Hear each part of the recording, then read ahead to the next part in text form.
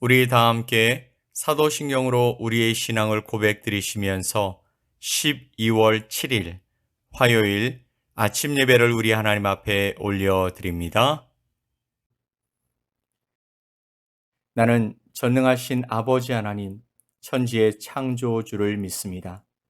나는 그의 유일하신 아들, 우리 주 예수 그리스도를 믿습니다.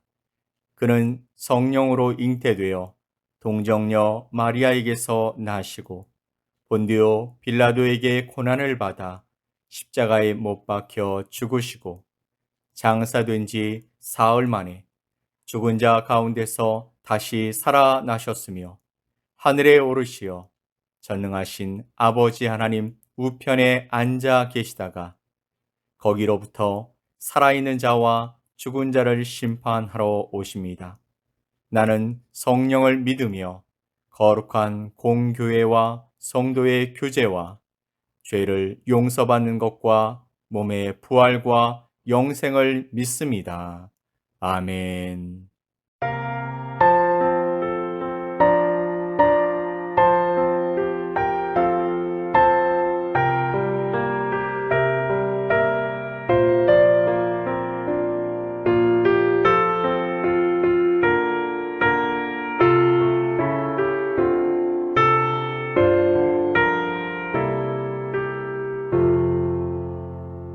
내 주 되신 주를 참 사랑하고 곧 그에게 죄를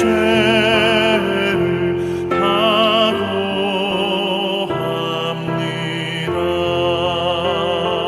그는 해를 주신 내 예수시니 이전보다 더욱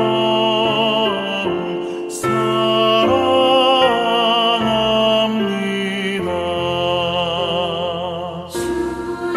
날 사랑하사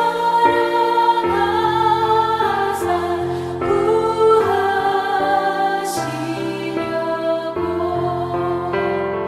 저 십자가 고난 당하셨도다.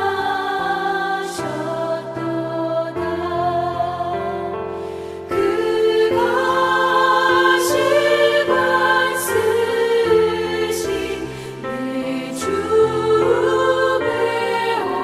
배우니 이전보다 더욱 사랑합니다. 내 평생에 힘쓸 그 큰 의무는 주 예수의 덕을 늘 기리라. 숨질 때까지 내 할 말씀은 이전보다 더욱 사랑합니다. 그 영광의 나라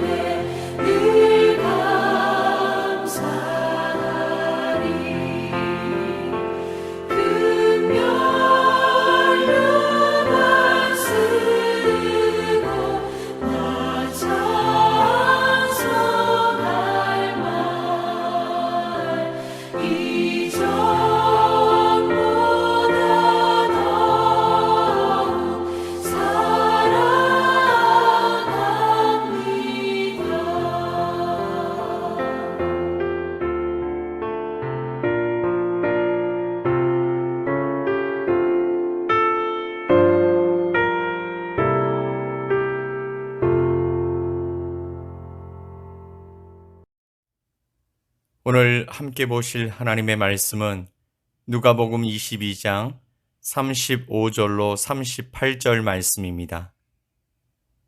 누가복음 22장 35절로 38절의 말씀을 우리 함께 보겠습니다.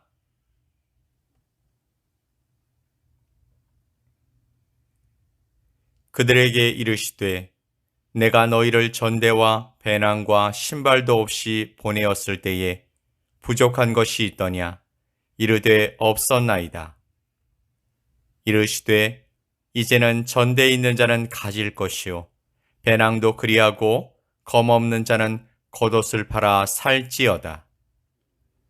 내가 너희에게 말하노니 기록된 바 그는 불법자의 동류로 여김을 받았다 한 말이 내게 이루어져야 하리니 내게 관한 일이 이루어져 감이니라. 그들이 여짜오되 주여 보소서 여기 검 둘이 있나이다. 대답하시되 족하다 하시니라. 아멘.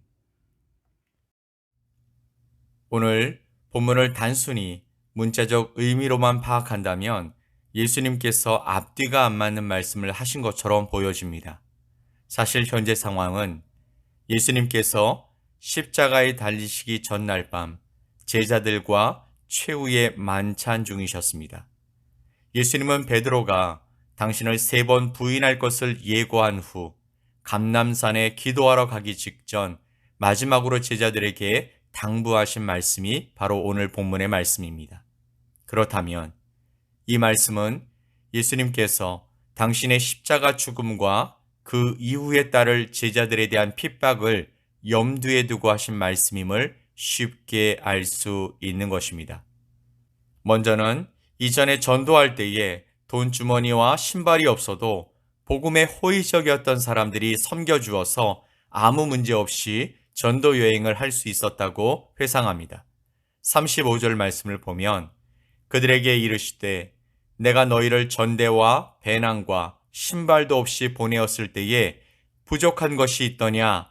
이르되 없었나이다. 아멘. 예수님은 여기서 그들에게 처음 그분이 어떻게 그들을 보내셨는가를 기억하게 하셨습니다. 그때 그들이 나갔을 때 전대가 없었고 주머니도 없었고 신발도 없었습니다. 그러나 그들은 결코 조금도 부족함이 없었던 것이죠. 왜 그들에게 부족하지 않았을까요? 예수님은 제자들을 이스라엘 집으로 천국 복음을 전파하기 위해 보내셨습니다. 예수님은 이때 그들에게 그분의 메시아의 권세를 나타내 보여주십니다. 제자들이 나가서 전한 것은 바로 사람들로 예수님을 메시아로 영접하게 하는 것이었습니다. 마태복음 10장 9절로 10절 말씀을 보면 너희 전대에 금이나 은이나 동을 가지지 말고 여행을 위하여 배낭이나 두벌 옷이나 신이나 지팡이를 가지지 말라. 이는 일꾼이 자기의 먹을 것 받는 것이 마땅함이라. 아멘. 그래서 조금도 부족함이 없었다고 말씀하시는 것입니다. 그러나 이제는 전대와 주머니를 준비하라고 말씀하시면서 겉옷을 팔아서 칼을 사라고 말씀하시는 것입니다. 36절 말씀을 보면 이제는 전대에 있는 자는 가질 것이요 배낭도 그리하고 검 없는 자는 겉옷을 팔아 살지어다. 아멘. 상황이 정반대로 바뀌어서 사람들이 복음 전파에 아주 비협조적 내지 적대적이 되어 복음을 전하는 이들이 박해를 받을 것이라는 뜻입니다. 그러나 문자적 의미대로 칼을 사서 무장해야 한다라고 해석하면 안 되는 것이죠. 왜냐하면 이스라엘 땅에서는 겉옷은 외출복일 뿐만이 아니라 야외에서 자야 할 때엔 이불로도 사용되던 것입니다. 그래서 율법은 겉옷을 저당 잡지 말라라고 금하고 있습니다. 유대인들의 상식으로는 자기가 입던 겉옷은 팔아야 할 물건이 아닌 것이죠. 그런 점에서 본다면 예수님은 지금 칼을 사야 할 만큼 곧 여러 어려움이 심지어 목숨이 위협당하는 일까지 생길 것이라고 말씀하신 것이죠. 그래서 개인적으로 굳건한 믿음으로 단단히 각오하라고 말씀하신 것입니다. 칼을 사서 직접 대항하라는 것이 아니라 그 정도로 스스로 자신을 방어할 수 있어야 한다라는 뜻이었습니다. 36절의 도입부를 영어 성경으로 보면 but now라고 말씀하고 있습니다. 즉, 그러나 이제는 이라고 시작하고 있는 것은 이미 시간이 경과하고 환경이 그전과 달라졌다라는 것을 말씀하고 있는 것입니다. 이 기간 안에서 예수님은 사실상 사람들에 의하여서 버려지심을 당하셨습니다. 예수님께서 그분의 제자들에게 하신 말씀의 본뜻은 원래 그들의 전대와 주머니와 칼에 집중하신 것이 아니었습니다. 다만 제자들에게 당신이 곧 죽임을 당하실 것임을 알게 하고자 하셨던 것이죠. 그러나 제자들은 그 의미를 알지 못하고 여전히 예수님이 말씀하신 것이 정말로 전대와 주머니와 칼을 가리키는 것인 줄 생각했던 것입니다. 그들의 생각은 완전히 물질적인 것에 지배를 받았던 것이죠. 그렇게 이해할 수 있는 이유는 이어지는 37절과 38절 말씀을 보면 예수님의 말씀이 무장보다는 오히려 그에 반대되는 뜻을 말씀하고 있기 때문입니다. 먼저 37절은 이사야 선지자의 예언을 인용해서 당신의 십자가 죽음을 예언한 말씀이었습니다. 예수님은 내가 너희에게 말하노니 기록된 바 그는 불법자의 동류로 여김을 받았다 한 말이 내게 이루어져야 하리니 내게 관한 일이 이루어져 감이니라. 아멘. 이사야 선지자의 예언이 예수님을 통해서 곧 성취될 것이라고 말씀하신 것입니다.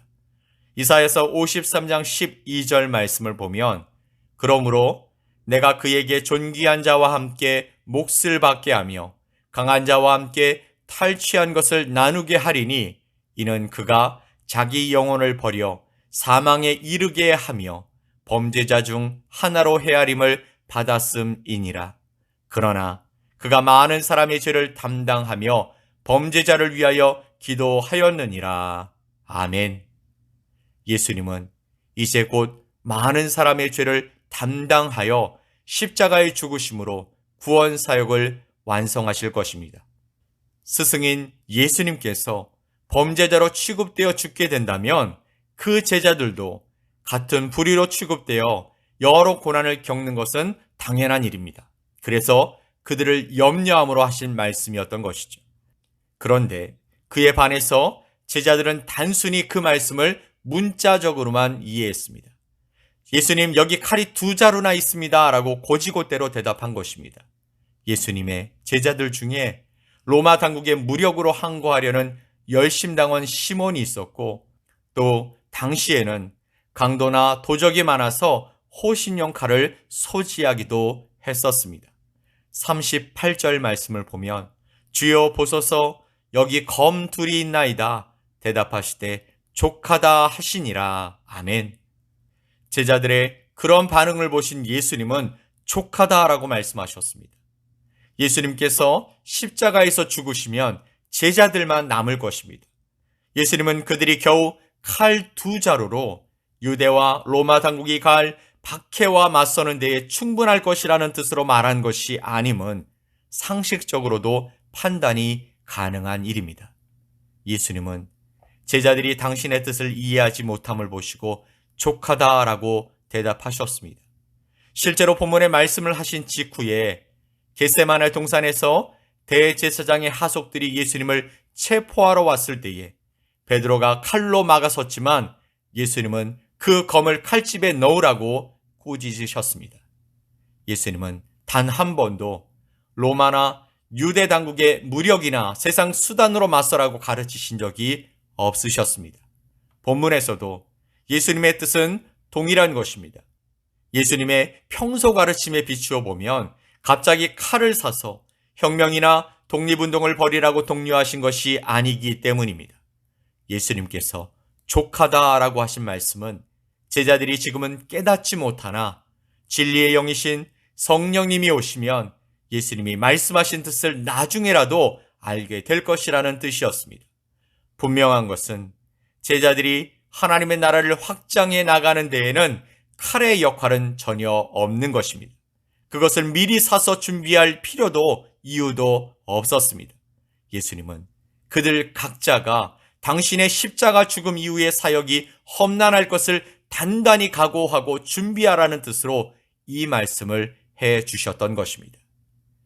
베드로전서 3장 17절 말씀에서 베드로는 이렇게 말합니다.